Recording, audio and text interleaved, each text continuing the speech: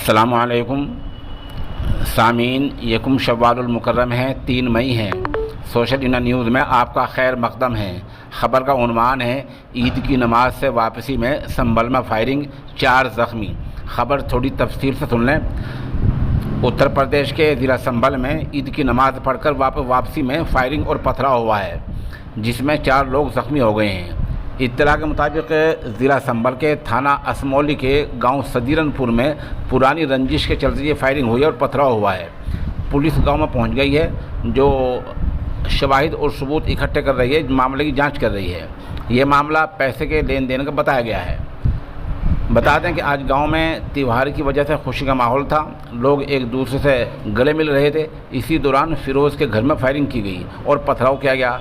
Firing और पथराव से 33 साला फ़िरोज़, 32 साला ग़ुलाम मुर्तज़ा, साहिल और मुजीब शदीद ज़ख्मी हो गए हैं। इल्ज़ाम है कि गांव के साबिक़ प्रधान के लोगों ने ये फायरिंग की है। पुलिस ने अभी इतना ही बताया। जैसा मामला अपडेट होगा हम आपको मुत्तला करेंगे।